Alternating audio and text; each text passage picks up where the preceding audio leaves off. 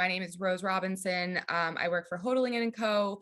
They are a importer distiller from San Francisco. So we've been distilling since the early 90s.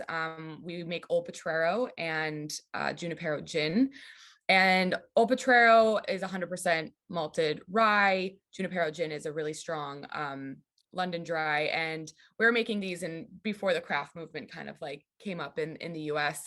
So as the company went on, they started to import different whiskeys and expanded to pisco and cognac and tequila and all different types of liquors.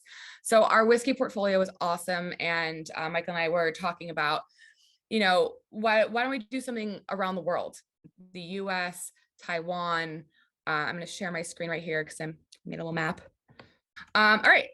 So what we have on deck today is Writer's Tears Double Oak Irish Whiskey, Old Pulteney 12-year-old Single Malt Scotch Whiskey, Nikka Coffey Grain Japanese Whiskey, Morris Signature and Muscat Australian Single Malt Whiskey, and Kavalan Concertmaster Single Malt Taiwanese Whiskey.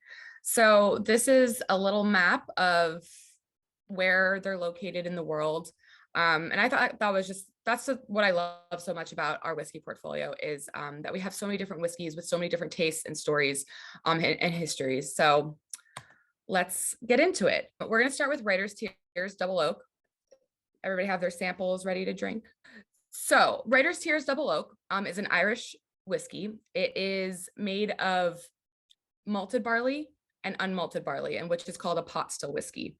A pot still whiskey is pretty unique to Ireland, and it brings this kind of like spicy green notes to it, where a malted whiskey is a little bit rounder, a little softer. And you see in this random person's hands, barley on the right is the sprouted barley, is the malted barley, and the barley on the left is the unmalted barley. They look very different. And that actually came around in Ireland for a very specific reason. It's really all about taxation and the tax man. But before we talk about that, I do want to talk a little bit about how whiskey got into Ireland, because it's a pretty cool story. It goes back all the way to kind of the 8th century. First, let's take a little sip of our whiskey, and I want you guys to let me know what you're tasting. I'm not going to say any tasting notes because I don't want to influence, but yeah, shout it out, put it in the chat. Can I make a suggestion before we actually start to taste? Two suggestions. If you guys have a pen and pencil handy near you, I would actually start to take notes, not just in terms of notes, but like rank them. Like what I'd like to see what samples do you guys like the best out of today's portfolio and the least. And that's not to say the least would be like the worst whiskey ever, but just I'd like to understand the palates of our club a little bit better. And that's number one. Number two, Rose, if you can tell us a little bit more about the whiskey, like maybe like the mash bill, aging, all that stuff, that tends to help a lot. Yeah, definitely. Yeah. So this specific one is, again, the unmalted and malted barley. So we're looking at Writer's Tears is a little bit more of the pot or the single malt whiskey instead of the pot still whiskey. So we're looking at like, I believe it's like 60-40, 70-30 of that. And this one is very special. We have our copper pot, which is aged in ex-bourbon barrels, and this one is very special in the fact that it's aged in 2 different oaks, so it has flavors from the 2 different oaks. So we have French oak and we have the American oak. So the French oak is going to bring some of those like lighter fruits, and the American oak some of those like more vanilla caramelly notes that you get in a bourbon. So yeah, let me know if you guys are tasting that, what you guys are tasting. And you guys can unmute yourselves. I mean, I'm kind of monitoring the chat, and so people picking up the same note that I am, which is a lot of apples, green apple. Yeah. That's what's coming through for a lot of people. Pear crumble. Somebody said pear crumble. Ooh, good one. Yeah, that's a. Yeah. I'm getting like pie crust. Okay. I'm getting like a honey stone fruit. I'm getting a lot of those vanillas, malt, obviously. Yeah, so that's really interesting, the pie crust and those brighter notes. That's really the barley coming out, both that unmalted barley and the malted barley. So So yeah, I mean, pot still whiskey is very, very, very, very bright. Like I said before, a little spicy and tingly. And it gets softened by that malted barley. So I'll plead in ignorance of not knowing it, but just tasting for a lot of Irish whiskeys, they tend to be what I would call clean whiskey. Like it just with some of the other expressions you drink, like you get a lot of I don't know how to call it, like extra texture, not in a good way sometimes. Like it's just something else is there, and this drink's like a very clean whiskey, as if somebody just completely distilled it to be like a perfect liquid possible. And I don't know if it's a distillation method or what, but that seems to be the case for me with a lot of Irish whiskeys. Like, can you talk to that a little bit? Do you even know Yeah, what I'm talking definitely. I about? mean, are you referencing to like a Scotch or other No, whiskeys? like Is that specifically Irish whiskeys, like okay? specifically pot still Irish whiskeys. Yeah, I mean, so while it's not illegal, it doesn't have to be legally triple distilled, but it is triple distilled. So the more times you distill something, the more refined it's going to be. Right. And Irish whiskey that really came about because they were making moonshine basically back in the 16 and 1700s in the rural hills of Ireland. They actually used to call it Mountain Dew. Very different from the Mountain Dew that we know now. But they were making this really, really harsh grain distillate, this moonshine, and they were adding a bunch of things. They were putting licorice root in it. They were typically using barley because barley grew a lot around in Ireland, as it does still today. And they tried different things. They tried oats and rye, but they were difficult to distill. Oats have a lot of water in them. Rye gets gummy and it's difficult to distill. So they're using a lot of barley, but they're adding a bunch of stuff in it. There's reports of wood shavings being added into it, herbs and spices, milk and butter, all of these different things. So to kind of make it a little bit more palatable, they're putting it in they're distilling it a third time instead of the typical two. It was called Pusheen, brought to a lot of parties and celebrations and everything, which is actually kind of leading into why they started to use unmalted barley. So the England realized that the Irish, they were making all this whiskey, and England's like, well, I want money from that. So they started putting a tax on their malted barley whiskey. So to get around that, they started combining their unmalted barley into their whiskey mash to kind of fake out the tax man. What Walsh whiskey is also doing that's pretty unusual for whiskeys now is they're not using any grain. It's only barley. And while it's not bad to use grain, but a lot of the decline of Irish whiskey after its golden age in the 1800s had to do with adding a lot of grain whiskey, and grain meaning a combination of wheat and corn, maybe some rye, to the malted barley. Kind of back then, they weren't doing it to make it taste good. They were just doing it for more money and to sell more, and to actually for the distilleries to survive this decline of Irish whiskey being drunk. So now in kind of the Irish whiskey, I guess, resurgence that we're seeing in the last 15 years or so, there's a lot of places that are opening, including Walsh, that are trying to kind of bring it back to that golden age, not using any grain, only using barley. And so you really get a lot of flavor. It's super rich using that pot still whiskey. And I don't know if any of you guys are familiar with like Redbreast.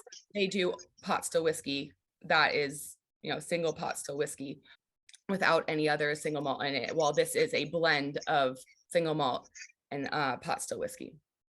Understood. While you were talking, I was monitoring the chat, and people are picking up other notes as well. Yeah. Melon. Somebody said mango. Ooh, great. I think Mike said it's very crisp, and that's exactly what I was trying to say in my soliloquy. It is very crisp. The finish on this thing, and I don't know if I'm speaking for myself or for everybody. It's kind of quick, right? It doesn't like I don't feel the finish in my throat. It's all on the roof of my mouth. And it's pretty quick, but it's there. But it's pretty short, right? Is that something that you guys are picking up as well? It's sort of short, but the malt kind of lasts longer in the oak a little bit than, than some of the other notes. But after, I'm still tasting like the malt and some oak, but it's subtle. Okay. Yeah. Big Mac just said the finish doesn't linger long, but it's clean and smooth. I agree with that. It's like a almost like dried chocolate, like a chocolate powder. It just Right. it Like a finishes cocoa that way powder? with it. Yeah, cocoa powder. Yeah, that's what. Yeah. Yeah. Yeah, it kind of It's on the dries out the finish. mouth, Yeah. coats it a little bit, but yeah, it's pretty quick, but really good, really delicious. Okay. And last thing I'll say about this, Rose, and you can correct me. I think the Ryder's Tears have two expressions. This one specifically is a double oaked one. So perhaps Yes. that's why we're picking up some of the, oak tannins and some of the spiciness. And also this particular expression, I think last year was recognized on Whiskey Advocate Top 20 Whiskeys of the Year list. I think they were actually pretty high. I recorded an Instagram video and I said I think they came in at 10, but I think it was higher. I think it was like number 2 or 3 or something. Long story short, it's a widely recognized expression from fairly unknown brand. I had no idea who Ryder's Tears was until that came out. So. Yeah. So what I was saying before about kind of the resurgence of Irish whiskey. So this was made by Rosemary and Bernard Walsh. They also have the Irishman whiskey. I don't know if anyone's familiar with that. And it's a similar type of thing where it's only barley whiskey and no grain. And yeah, so they're really committed to kind of just, making a really beautiful Irish whiskey. They started the company in 1999 and they were doing an Irish liqueur. It wasn't until years later that they started making the whiskey. All right, so we did our Irish. Let's go pop over the pond to Scotland. So this is Old Pulteney, 12-year-old single malt. Kind of talking about single malt, the blend with Ryder's Tears. Single malt, I'm sure everybody is familiar, means 100% malted barley from one single distillery. So this distillery is Old Pulteney. It's located all the way up north in the seaside town of Wick. It's actually closer, I believe it's closer to Norway than London. It's really far up there, right on the ocean. There we go. This is kind of one of their famous ruins by the distillery. You really get they lean into that. They lean into the fact that they're by the ocean and they're by the sea and it's kind of rugged part of Scotland, because you can really taste it in the glass. You can taste the saltiness that kind of it pairs perfectly with the fruity light maltiness of the single malt. So the rack house, the barrels are aged by the sea. They call it the maritime malt. So again, really leaning into the oceanside location of this, the wild kind of Scottish location of it. Is that something that you guys are picking up? Some of that salinity. This is one of my favorite whiskeys. I think it's really beautifully done. I mean, I'll say this for everybody, and then I'll let people chime in. First of all, this is very timely because just last month we tasted American single malt. So this gives people a very nice reference point to kind of to understand the differences, and the differences are vast. Yes. Like yeah. we tasted Westward, which was great in its own right. Yeah, but it's very different from this. Secondly, I'll say most of these expressions, and again, correct me if I'm wrong, they are what's the maximum proof on these? Like it's like 90 proof or something? They're lower. They're like 40 for 45. Yeah. So I'm sorry, 90 proof, 45 ABV, correct. So like this group in general is a cask barrel strength drinking group. Mostly not powerful enough, I guess, is what I'm trying to say. But with that being said, there's nothing wrong sometimes with drinking, proof down whiskey. Yeah. And I think the flavors can hold. I mean, if you're used to the cask strength, then yeah, I guess it's pretty different. But the flavors of this are softer, so might get a little lost in that higher proof. You get some of those like floral notes and fruity notes. A lot of lime on the nose. Okay, lime. Yeah. I'm picking up a lot of raisin. Yeah. And that dried raisin. Dried raisin. Okay. I'm picking up Corona with lime in it. That's what I'm thinking. It's exactly. It's like a Corona. And well, I guess it does start with beer, so. The color is so light. It's just such a pale color. Yeah, so I'm going to kind of get into cask barrel aging in for Morris and Kavalan, because you'll see the difference in those colors. I'll talk about it a little bit more. You know, Scotland is a pretty temperate, cool place, so 12 years in a barrel isn't going to impart a ton of flavor or color. I mean, it'll impart some flavor. Yeah, a light whiskey. And yeah, the complexities of the flavors are just really what gets me. What region is this from again? So this is super Highlands, like super Okay. super Highlands. Okay.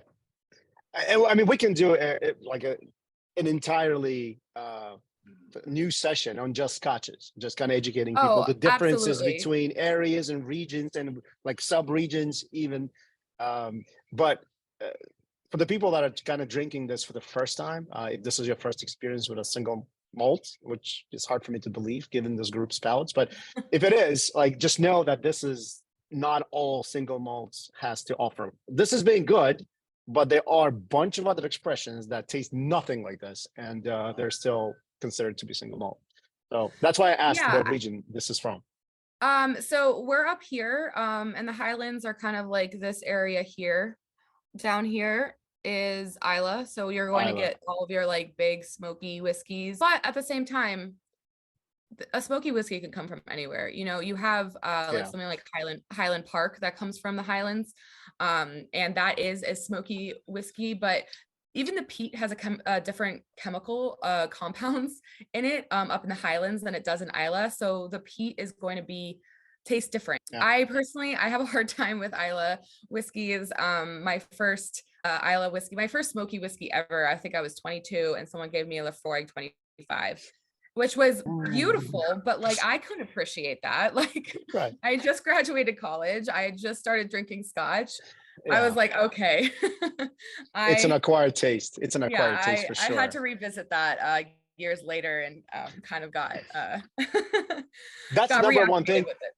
That's the number one thing you kind of hear from bourbon drinkers most of the time. Like, the reason why they're not in Scotch is because they probably got a hold of like a super peaty Scotch at some point, Right. and were turned off by it. And I keep saying, like, there are more to Scotches than just peat. But what makes this difficult sometimes is that even within brands portfolio, like let's say Macallan, for example, right? They have so many different expressions, and they might have a smoky selection, but it's going to be very different from what comes out of from Isla, for example. Yeah. So exactly. I mean, similar, like that was very similar with my experience with Lefroy. And then I tried Highland Park again years later, and I was like, oh, okay, this is a lot softer, still with those big peaty and smoky notes. And then, yeah, so like we have smoky whiskeys in our portfolio, but our Scotch portfolio, but the Scotches aren't known for peaty whiskeys. So we've got Old Pulteney, and then we have something like Speyburn in Speyside, and it's such a classic Speyside whiskey where, you know, it's fruity and very light. You know, people sometimes say, oh, I can taste the smoke or peat, but it's actually more of like an oakiness, which sometimes people confuse, which is understandable, the oakiness and smokiness. I get it if someone's introduced into like a really intense whiskey, and Scotch is so much different than bourbon, but there are so many. I have to. I'm sorry. I have to read this out. I love this comment. So Stephen, who's one of our members, he's on the line. I'm going to put you on the spot, Steve.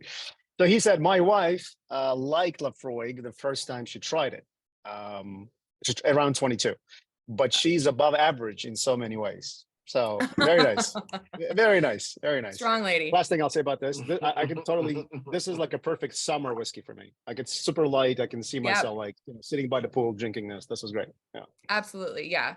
And yeah, I feel like there's also a lot of like people are like, oh, like Scotch was my grandfather's drink, sit by a fire in a velvet armchair or whatever. And yes, there are some Scotches that are very much like that, but yeah, when you get to different ones, they're summer whiskeys, whiskey all year round. So one of the things I did want to talk about with this brand, the still, you see this part of the still right here. It looks a little wonky, which is because when they first ordered the still, they ordered it. This is before, you know, trains and cars and everything. So it went by ship, and it gets to the dock, and they are ready to put it into the stone warehouse, and it doesn't fit. So they cut off the top of it and made this little boil ball right here. So this was not done before Old Pulteney. It worked really well. And now Forsyth actually has a still design that you can request from them that looks like this. So I don't know, it's like a funny little fact because I can just see the you know, master distiller jumping up and down and being like, what, who measured this? Who didn't measure this? So Rose, there's a question. Matt is Yeah. asking, so this is only half the original still size? No, it's just this top part that was like probably up to here. And then they removed it and then created this boil ball basically for the extra copper contact. Because if you know, the shorter your still is, the kind of heavier, more flavorful your whiskey is going to be. So they wanted kind of more of a lighter whiskey. So you want more of that copper contact because that copper is taking out all the gross compounds you don't want, bad flavors you don't want. And yeah, so they started that because they didn't know how to measure. I just noticed somebody said, and going back to the nose on this one, Brandon said it's salty, honeycomb, cereal, all of those notes on the nose. Interesting. Honeycomb, yeah. I kind of get honeycomb now, yeah. Yeah. The salty and salty and honeycomb, you kind of like don't think would be a good flavor combination, but it is. That's sweet and salty. So yeah, that's really what makes Old Pulteney quite a special whiskey. Can I make a little detour just for 1 second? In chat, we're kind of chatting about possibly doing a Scotch selection, and this has been my great whale for a while now. I've been trying to like make it happen, and there are so many like obstacles to make it happen. Number one, it's like it's expensive. It's just expensive because over there, a lot of times they don't keep their scotches, the distillate, in 53-gallon barrels as they do here, right? They keep them in much bigger barrels, so the yield of one barrel is going to be much higher, and it's going to be a lot more difficult to kind of like sell through that as a business, as a club. Right. But on top of that, the interest here, again, this group is predominantly bourbon drinkers. So not everybody enjoys bourbon. Not everybody enjoys, not everybody enjoys Scotch. And especially those programs that are available over there sometimes tend to be a little bit different. I'll say this, there is a very real opportunity to do a Lafroig. Speaking about Lafroig, there is a very real opportunity to do a Lafroig pick. And the way their program works is amazing. Like you get to go there, actually, to Scotland. Oh, wow, okay. And the way they do it is, so the barrel program, the final product is a finished product. So it's going to be a Scotch finished in some secondary cask. So first you get to pick from their base, Scotch. You get to taste many different barrels, and then you get to pick the one that you like the best. Then you get to pick from many different, not many, I think 3 or 4 different finishes. And then, they blend it right in front of you, and then you get to pick that one. So that's all great, and it sounds awesome on paper. What makes it difficult is that the yield on this would be at least 300 bottles, and the cost on this would be in the neighborhood of $200. Right. So, and it's for the 8-year expression. This is a conversation for a different day, and it's between obviously myself and the club members. But there's definitely an opportunity to do it. We just need to get enough people interested, and then we can make it happen. Anyway, sorry, not to take away from this. Yeah. No problem. Yeah, we might be introducing a Scotch barrel program, hopefully soon. So I could kind of let you know about that. And again, a little bit lighter whiskey is maybe a little bit more approachable for bourbon drinkers. Let's move over to Asia, Japan. All right. A little trivia. So Nikka whiskey, and then whiskey. A lot of Japanese whiskeys are spelled without EY. Much like, do you guys know why that is? Yeah. So it actually comes from Ireland. And it's kind of, I'm gonna explain what a coffee still is. And Coffey was an Irish guy who patented this design, or tweaked and patented this design called a coffee still, which is that. And this was a brand new way of distillation. Up until this point, and this was in the mid 1800s, up until this point, distillation was only pot still distillation. And pot still distillation, while it brings a lot of flavor, it does take a long time. You have to let the still cool down, reset, redo. It takes a while. So it's batch by batch. This was a continuous still. So this is what we now know as a column still. It doesn't look like this anymore. It's a lot more refined. This you could start and you don't have to stop. Distillate just comes out. In that time, Coffey was an Irish guy, and the Irish hated this. They were like, no, we don't want that. This is going to ruin whiskey. So they wanted to stick with pot still distillation. They came up with this plan to spell whiskey a different way. They added the E, and they made sure it was in all the literature. They made sure that everyone knew that this was high-end whiskey, that you had to only trust the whiskey with an E, that type of thing. And they knew in that time also that people were very influenced by, well, media, obviously not social media, but people didn't have a lot to do besides kind of read the newspaper back then. So they knew they knew their audience, and they put that E in. And so they adopted that, as well as the US, whereas the rest of the world kind of adopted the more Scotch way of spelling it. Nikka, Masataka Takasuru, he comes from a long line of sake brewers, generations. So he's familiar with the alcohol industry, but he had this fascination with whiskey. At the time, it was 1918, 1919. And he was sent over to Scotland to study Scotch whiskey. He was the first Japanese person to be sent to study Scotch and to study whiskey in Scotland.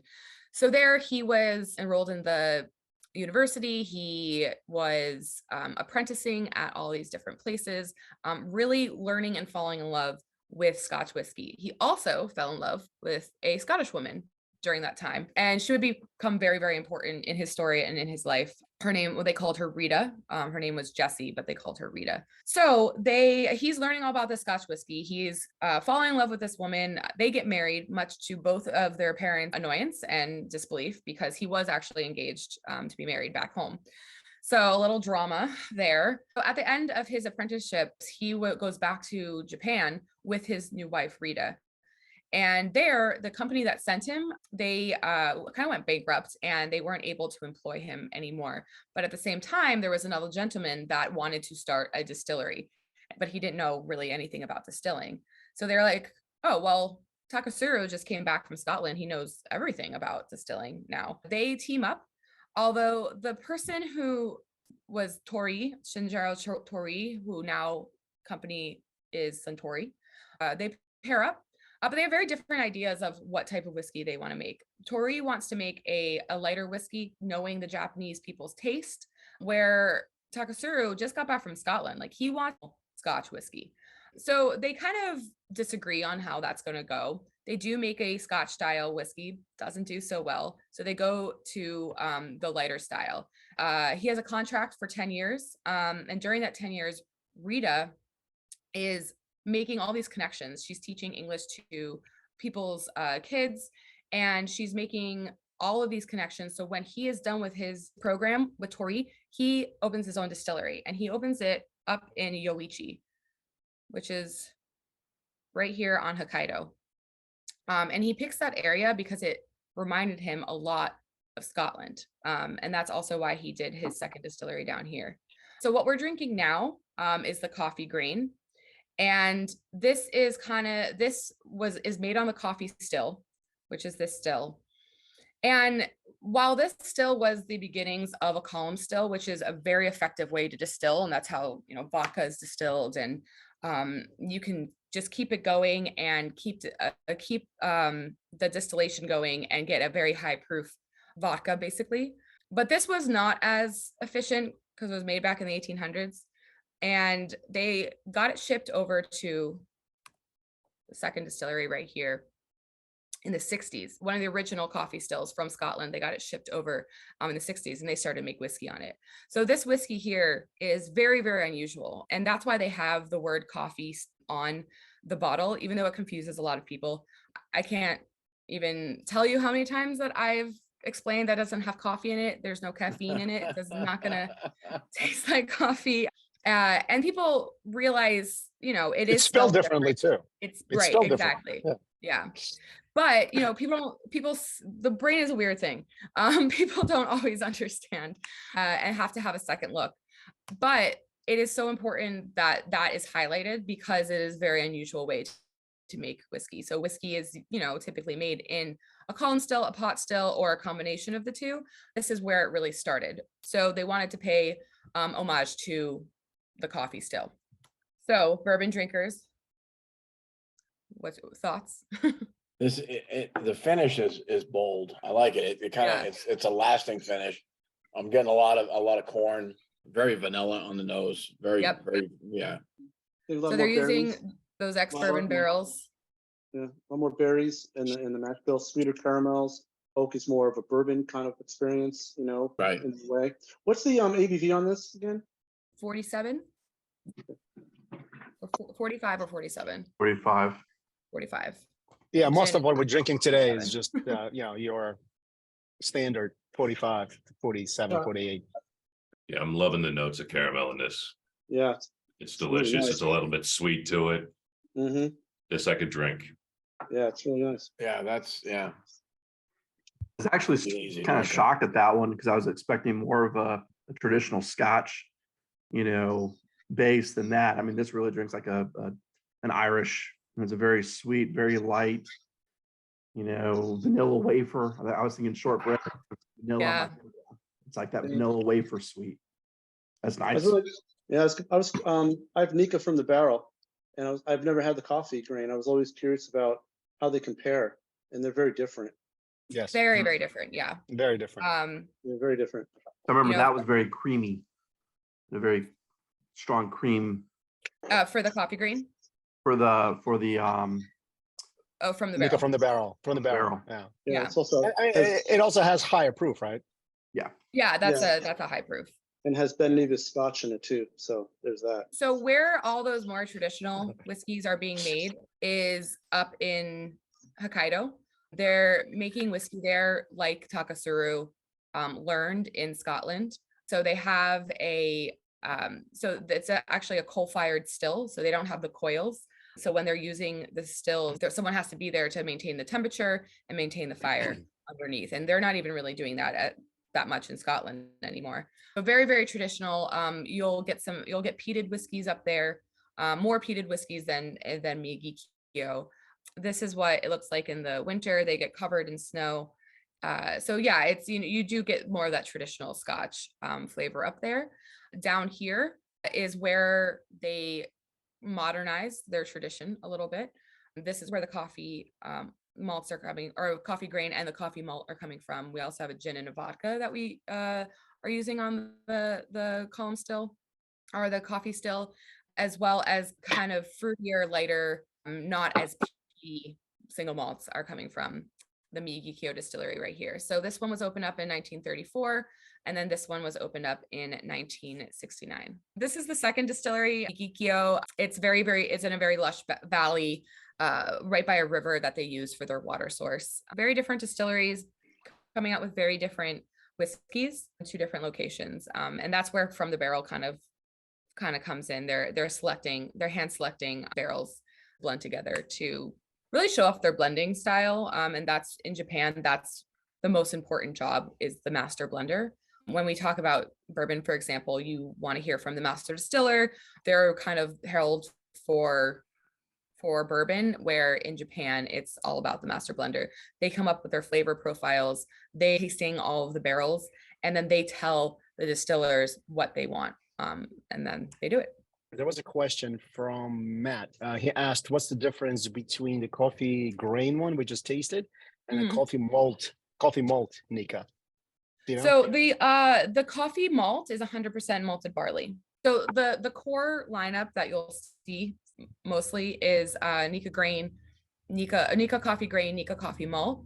We have Yoichi Single Malt, Miyagikyo Single Malt, and then we have the pure malt, Takasuru Pure Malt, which is a blend of malts, single malts from both of the distilleries.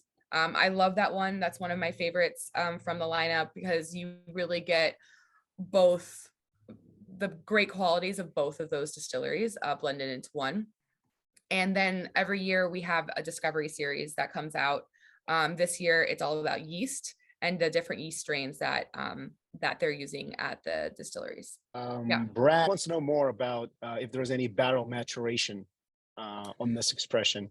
And then he's saying getting some sulfur, stone fruit notes in this, which he normally associates with sherry barrels. It's mostly ex-bourbon, and there is a little bit of sherry, but mostly ex-bourbon. This is certainly a bucket list item for me to go to Japan and to do a tour of these distilleries like this. The pictures just reinforce that. Yeah. I mean, they're just so beautiful. And at this distillery, they still have Takasuru and Rita's rooms still the same as when they lived there. They have his books and his notes and everything that he took in Scotland. It's quite an experience. I haven't gone, but Wow. Hopefully soon. All right, so we have our Morris. Let's do the signature. 2 Morrises. Yes. Okay. Yes. Yep. So let's start with the Muscat and regular. Yeah, so let's start with the signature. All right, so Morris has been around since the 1800s. They are still family owned, which is really awesome. And they've been making and excelling at making fortified wines. So what they're doing is they're adding alcoholic spirit to the fermentation process of wines to create this high proof wine, basically. So they've been doing that for generations. I believe we're on their 6th generation of Morris family members. But they did just start making whiskey back in 2016. So it is a younger whiskey. Again, they haven't been making it for a while. They have been distilling because they were using their own distillate to fortify the wine. They're using wines from their own wineries and other family owned wineries. Everything is Australian. The grain is Australian. This is also a single malt. So everything's coming from that one single distillery, and everything is malted barley from Australia. So pretty new on the market. Australian whiskey, we've got 3, including Morris, in the US right now. So they're kind of emerging into the market and into the whiskey world. And a lot of them are using wine barrels to age their whiskey because they started as wine, and Australian wine is, very well known. So that's what they're doing here. And they're taking a selection of different barrels for this signature. Oh, I like this. Yes, Which is not surprising. Which is not surprising. We did Star Wars selection last year, which was fairly unknown to most folks. Right. Still is. And Yeah. it was fantastic. Star Wars, great. They kind of opened up the market for the Australian whiskeys. Kind of showed people like, hey, we're also making whiskey. So yeah, I mean, there's Starward, and I believe there's one from Tasmania called Smuggler's Cove, and those are the only 3 Australian whiskeys out on the market. It's funny. This one, I'm not a big single malt guy, but the nose on this one tells me I'm not going to like it, but when I sip it, it's a lot smoother than that nose hits you. Okay. If that makes sense to me. I'm kind of the same way. I'm getting on the nose. I'm kind of getting like a cured bacon. Okay. Bacon, but more like a cured meaty bacon. Yeah, the taste on it's completely different. Mm-hmm. Interesting. That was my take on it too. Like if the Old Pulteney was one of those like summer whiskeys, this to me is more of a dessert kind of thing. Mm-hmm. Sweet. It's more robust, sweet. Yeah. Like a raspberry jam kind of. Yeah, it's all jam. Yeah, Very definitely. jammy. Very jammy. Very fruity, jammy. But also the malt taste note is completely different. But the malt note is so rich on it too. I almost like the malt note better on this than any of the other ones. It's something about it. Oh, wow. Cool. Great.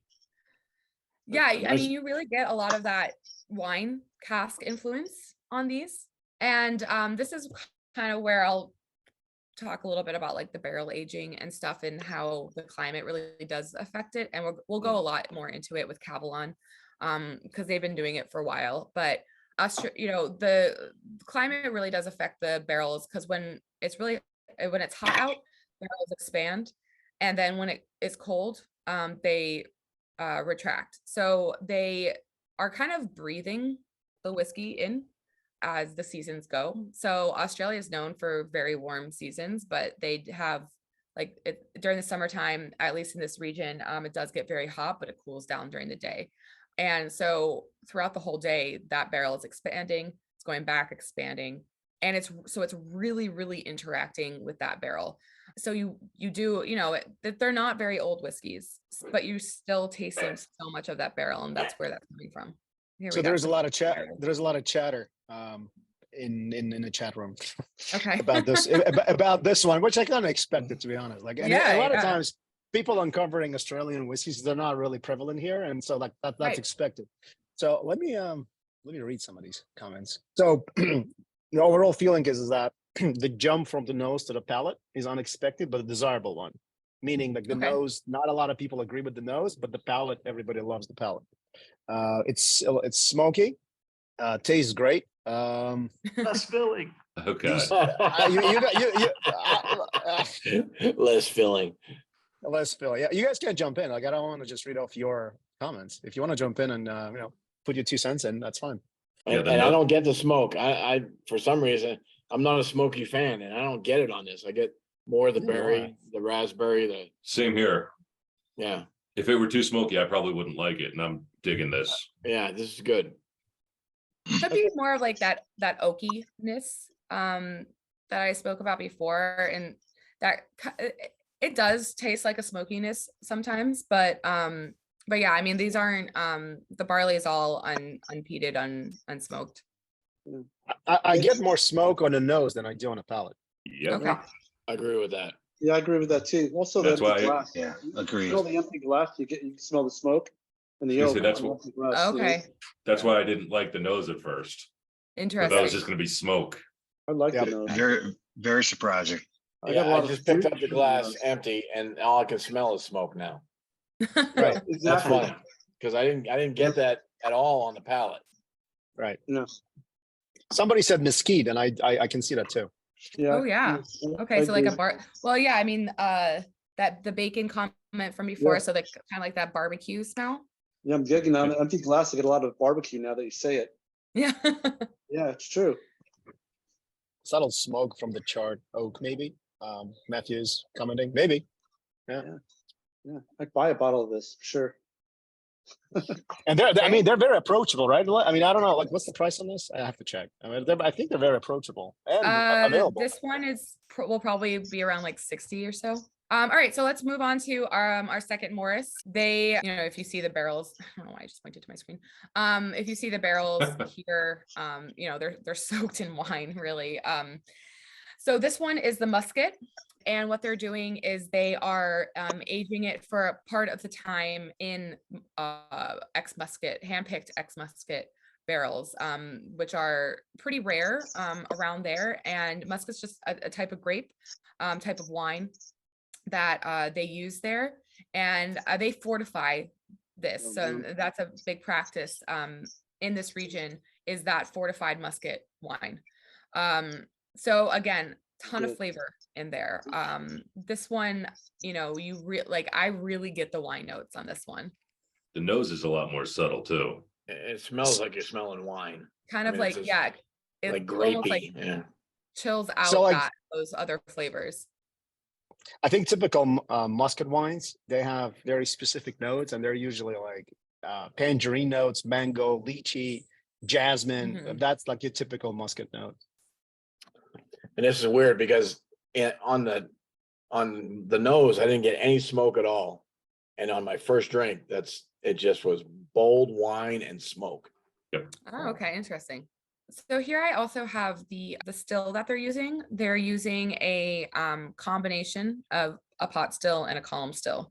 They are kind of getting, it's almost what like the coffee distillation is kind of, but in a more modernized way, That just looks cool as hell. right? This is where I want them to send me. I want to go to Australia. Have one of those in your garage. Or living Right. room, That might be illegal. Through moonshine. Speaking about going to Australia, and again, this is a shameless plug, but last year, Shameless. I'm very shameless. Anyway, last year when we were talking to David from Starward, for those of you that were on the call, that was first of all, that was a revelation about Australian whiskeys to begin with. But he also offered us an opportunity to come to Australia and do a custom blend with Starward. So you should ask Morris people if I this is know, something right? they would be able to do. Yeah, Yeah. and that's on the table, by the way, for the group. That's on the table as well, in addition to Japan. It's pretty cool. I'm going in there in a few weeks, so I'll check it out for you. To Japan? Australia. Oh, cool. Great. Yeah. Which expression did you guys like better, the wine finished or unfinished? The unfinished by I far. like the first one. The first one, yeah. I like the Yeah. first one. That's what I figured. Yep. Yeah, that second one just has a little something sweet. I mean, you pick up on it, but it's, I don't know, it doesn't seem to complement as much. Again, for Most me, that people- one just has a little more smoke in it than I like. Mm. And for me, it has a little bit more wine that I like. Yeah, too much. Yeah. Yeah, that's probably what I'm picking up on. Yeah, this is also very interesting for me to hear because we just brought this into our portfolio. So yeah, I'm always interested in what the whiskey drinkers think about it. It's been going over pretty well so far. I think the I mean, mouthfeel is more viscous on this one though than the other one. A little thicker. Yeah, it's a little more viscous, thick. Yeah, Mm. I like the mouthfeel a lot. Probably the thickest mouthfeel of all of them so far. And it's crazy that it's such a young whiskey too. So you still get so much flavor. And this is what's the finishing on this? Which one? The second Morris, the one we're tasting. now? The Muscat barrels. Muscat barrels. Yeah. I'm not familiar with that. It's a Yeah. white grape. Okay. And then in this region of Australia, they do the fortified Muscat wines. And that's what this Morris has been doing since the mid 1800s. Is it like It's like a Oloroso? port, right? Yeah. I think it's like Yeah. a port, isn't it, Muscat? It's like a fortified wine. So, yeah. Mm. Yeah. I've had a bourbon done with Muscat from Hootenville before, and it was that was just a weird one. This is Interesting. better. This is better. Is Muscat like an Oloroso? No, it's not. It's not. It's just a different type of a fortified wine. They're actually completely different. Yeah, I mean, especially with the fortified finishes on a bourbon, such as Muscat, such as Madeira, it's very difficult to execute. And a lot of times when you taste it, at least in my experience, the wine tends to overtake the bourbon. And To me, it's almost like they poured wine into this. It's just so much. It's so overcoming for me. So. Right. Yeah, but those barrels weren't completely empty. Right. I mean, that wine was living in the barrel. So and I believe they're doing first fill as well, which is something I'm going to talk about way more with our last one, which is You're saving everything for the last one. Well, this is really where the climate and the barrels they really excel at this, and they've been doing it For a long time. since 2006. So, and they also brought in Dr. Jim Swan. Morris also used Dr. Jim Swan, and Jim Swan was known, he unfortunately passed away a few years ago, but he was known as a distillery consultant, and he would go in and help distilleries really create their own brand and their whiskey, which is what he did with Kavalan. So Kavalan is in Taiwan. It's in the tropics. It's hot there. I went in July and it was brutal. It was hot. It's humid. Not really what you kind of think is like whiskey making weather, especially since they're taking notes from Scotland. So that's what they did. They built a distillery. They got Scottish Forsyth stills that you can see over here, and they started to make whiskey, but they weren't really working with their climate, and the whiskey didn't really turn out that well. So they brought in Jim Swan, and he's like, you can't fight against your climate. You have to work with it, take advantage of the tropics.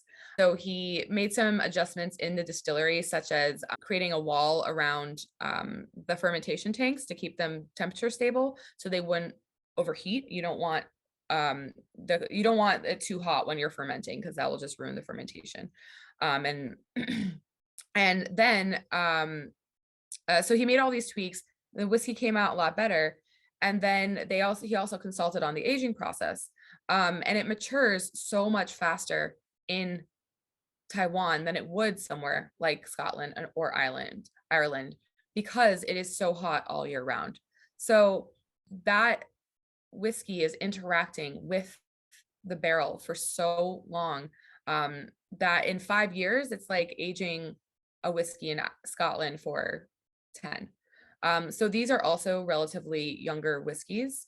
But if you take a look at the color, super dark, they're not adding anything to it. That all comes from 5 to 8 years in a barrel. So And this it's one's- very comparable. I'm sorry to interrupt. It's very comparable to Texas-based whiskeys, because a lot of those are younger in age, but because of the climate, they mature faster. Right, exactly. Yeah, so Texas, India, when they're their climate, making whiskey, rums, even if in a Caribbean climate, or a hotter climate, you don't have to age the spirit as long. And the barrel really does a lot reactive. So the flavor compounds and the wood compounds, they're reacting to each other. They're creating new flavors. The whiskey is being filtered through the wood, and interacting with the wood. And it's also the filter is taking out some of the harsher compounds. So again, when it's this hot, that all is sped up. That maturation is just sped up. So this one specifically right here, they're aging it in ex-bourbon barrels, and then they're finishing it in port barrels. This is my personal favorite of the core range. I love the flavors. I love that finish in the port barrel. This is finished in a port barrel, you said? It is finished in a port barrel for about a year. I don't get a lot of port, to be honest. Oh, really? No, I get get plums. That's what I get. I get plums. Okay. And then I get spices on a palate. Yeah. Like all kinds Spices. of spices. It's a lot going like on. Cloves, cinnamon, like all of those baking spices. Absolutely. Yeah. Yeah, there is definitely a lot going on. So this is also their core range, as well as they have another higher end sherry aging range. So they put the whiskeys in specific sherry barrels, like a PX, and they age it, and those are like insanely red. They're like a ruby red. And first fill was also very important. So I always like to use the analogy of making tea. So say you have 3 cups of hot water and you have 1 tea bag. You make the first cup of tea and you get full flavor. You move the tea bag to the second cup, a little less. Move the tea bag to the third, less than that. So that's the same with barrels. The more you use them, the less flavor you're going to be getting out of them.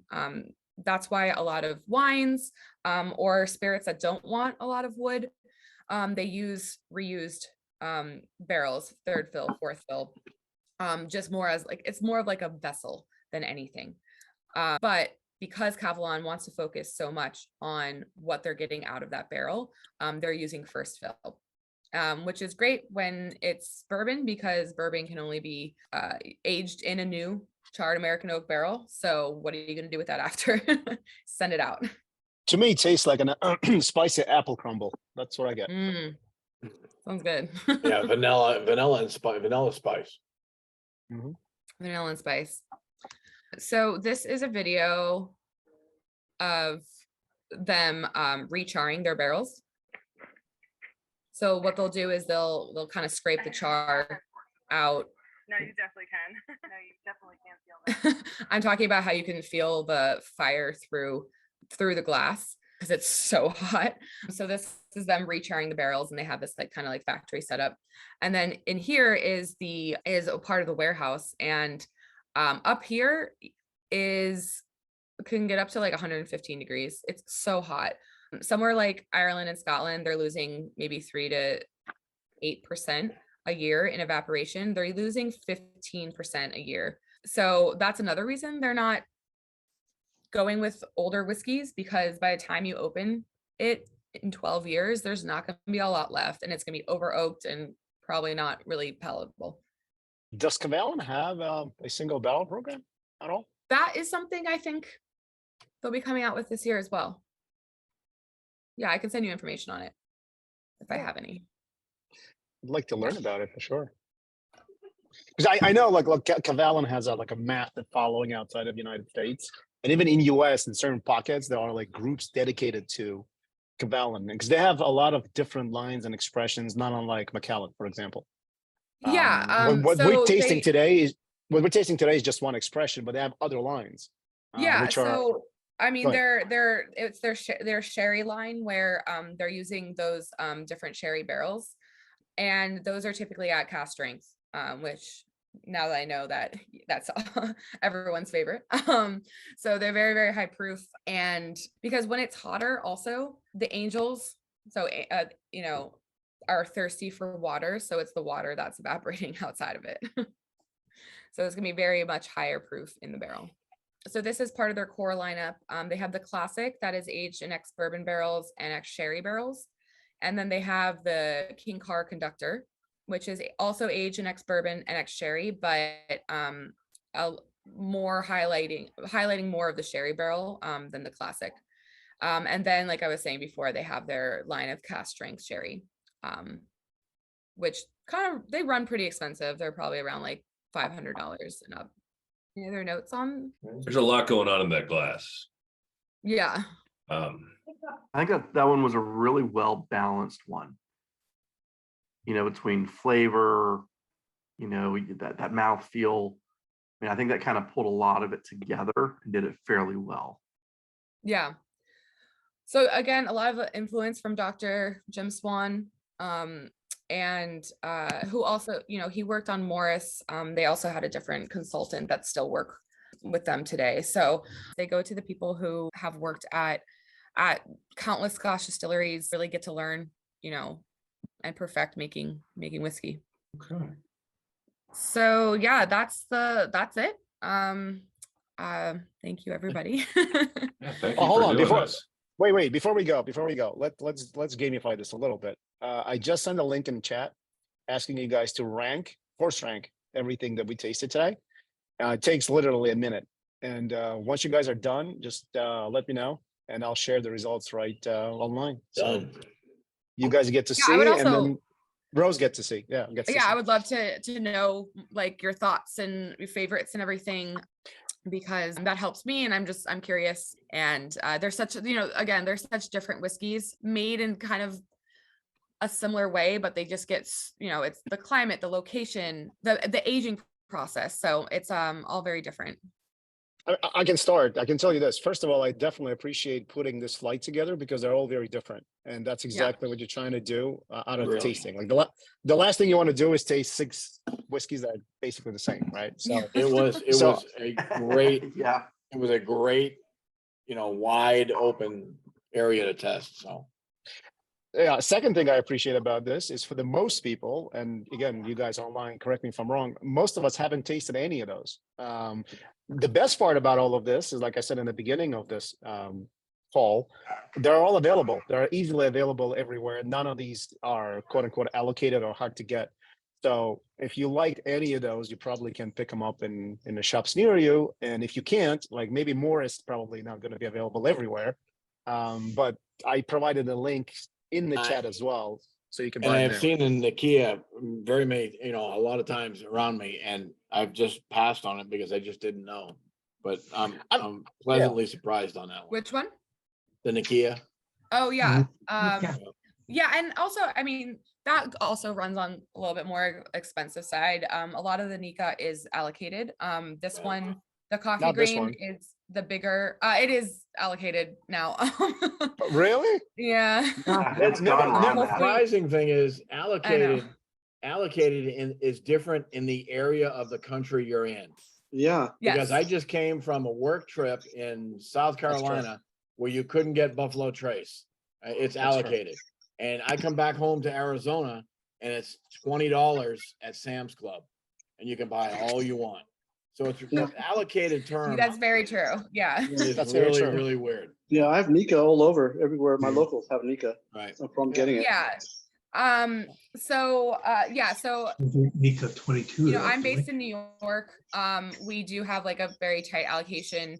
The coffee grain is the biggest allocation that we have. And it wasn't allocated for a while. So you definitely will be seeing that a lot more. But everything else should be very easy to find.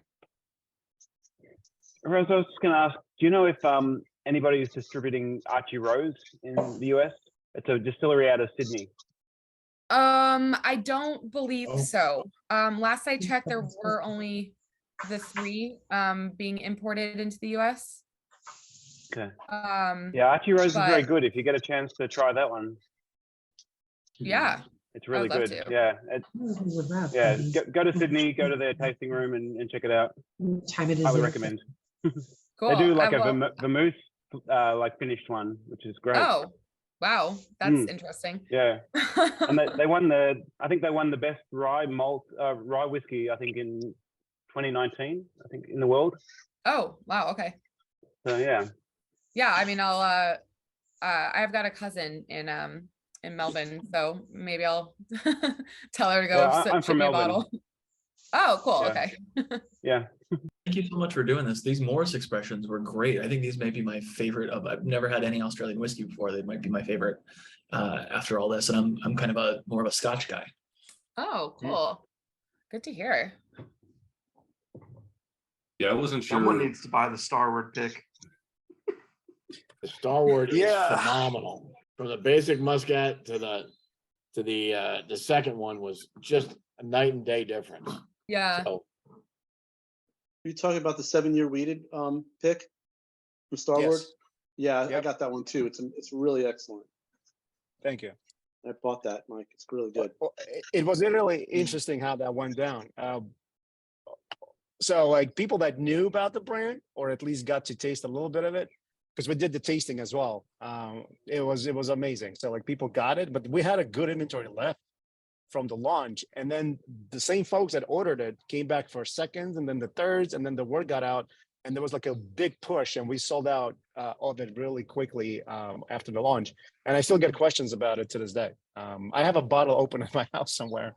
So I'm like sharing samples of it, and people are like, "Oh, can we get more of this?" I'm like, "Okay, we can try." What was interesting about that pick, though, and I think I've shared that with you guys before, most of their single barrel program is based on finished expressions, and by finished I mean wine finished. There's different wines, the Cab, Shiraz. I think there's another one I can't recall, but the one that we picked wasn't wine finished, and on top of it, it was a single grain expression. It was a wheater, so they only had 9 barrels wow. of these ever, and we got one of them. So it was special in that regard. So like, if we want to get something like this again, that's probably not going to happen, or very difficult to make it happen again. But I'll see. I'm in contact with them to see like what they have this year, and we can go from there. I think for me the biggest Bill told me that was really enjoyable. you want to get on camera. You want to get back on camera. I would have passed that every time on the shelf. On the shelf, right? Exactly. Which is why these tastings have a lot of value to everyone involved. Like to us, obviously, we want to provide a value back to you guys as members. For you, you get to taste a lot of different whiskeys in these small sizes, which are very, approachable in price. Because like, you're not going to get like $25 worth of whiskey and taste the 6 different selections. And then for the brand, again, like they're trying to address a situation where, and I'm talking as a retailer right now, like when I see it all the time, people come into the shop, they like looking at the wall of whiskeys that you have, and they normally reach for the bottle of a brand that they know or heard about, right? Yep. They'll never reach for something that they'll never heard about or haven't tasted before, and it becomes like a hand sell. But there are so many different brands, and a lot of times these little shops are strapped for manpower. So like you're not going to hand sell every single thing that you have. So this tasting addresses that. And so now that you have gone through all of these 6 expressions, next time you're in a shop, you're more likely to look at them. So, And I don't know about how Anyway. anybody else does it. So here's a second set, because sometimes I feel rushed through these tastings. You get them, you taste them, you kind of forget about them. Now I can go back later on this week and I'm going to taste every one again. And I just find that it's very cool to be able to do that. And in Yeah. my head. I try to keep half. Not me. I can't. I can't. So here's my second half right here. It's the second set. let's do this first. I wanted to share this with you guys. So like this is essentially a graph that perfectly explains the influence of wood on two different whiskey types, on bourbon and on Scotch. And basically what it tells you is that the more years it spends in wood, bourbon becomes more oaky and Scotch becomes more refined. So with bourbon, like all of those wood flavors and spices and dryness go exponentially up the more it spends time in wood, which is why I never understood the craziness for like pappy 25-year-old expressions. Right? It goes for thousands of dollars and it probably tastes like a wood. It tastes like a tree, right? Yeah, it tastes like a tree.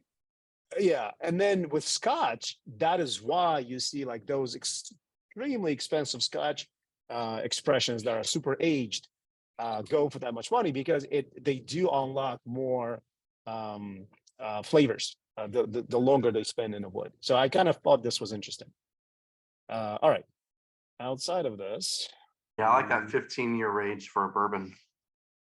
absolutely, like 12 to 15 to me is a sweet spot, honestly. It's a great chart, Michael. A Thank lot you. of that has to do with the climate, really, because you know, if you're looking And the at the climate. US, it gets hot during the summer and cold Correct. at night. Again, Scotland, kind of that like temperate. And also the barrel size as well. The smaller Yes. the barrel, the faster it matures too. Anyway, all right, so this is the results of the survey. Let's go from the last place to first. So the last place, unsurprisingly, was Morris Muscat finished. The wine influence was just a little bit too much. Don't know what it is. Second last was Old Pulteney 12. It was a cumulative score of 5.8 on a scale 0 to 10. I don't know what it is. Number 3 from the bottom is Morris, but unfinished. That's actually, I'm sorry, number three and 4 are tied. The Writer's Tears and Morris unfinished were both at 6.1. Second favorite was Kavalan, and the favorite was Nikka Coffey Grain. Again, unsurprisingly. Absolutely. That's my 1 and 2. That was my 1 and 2, and the last. The Morris finish was the last. Yeah. Yep. Exactly. Exactly. All right. So, what did you guys think? I mean, and again, this is a departure from how we normally do this. If anything, I think we should do more of these tastings where you get to taste like a broad spectrum of different whiskeys. But normally we do it with the brand and we taste through their portfolio. So perhaps at some point we can do like a Japanese whiskey tasting, or maybe even Kavalan. If you guys want to do a Kavalan with us, I'll be more than happy to facilitate that, and I'm sure the guys will support it as well. Well, So- I'm not a Scotch drinker, and the idea of doing a tasting of Scotch is very intriguing. I'd love to do that.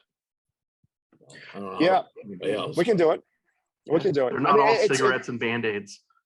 No, they're not. Or iodine, as I heard. Just most. Just Most. It's really difficult to do a Scotch one and to do it justice. And the reason I say that is because, again, like we can probably do a tasting on Scotch regions. Every region has so many distilleries, and every one of them is different. To do like a one overall Scotch one is going to be pretty difficult unless you pick one representative from each region and do it that way.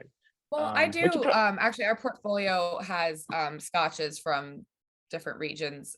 We have Old Pulteney, Balblair, Speyburn, Isle of Arran, which is very interesting because it's right by Isla, but it doesn't Yep. have any of those like qualities. And then Anoch, which is very, very light and fruity, and so.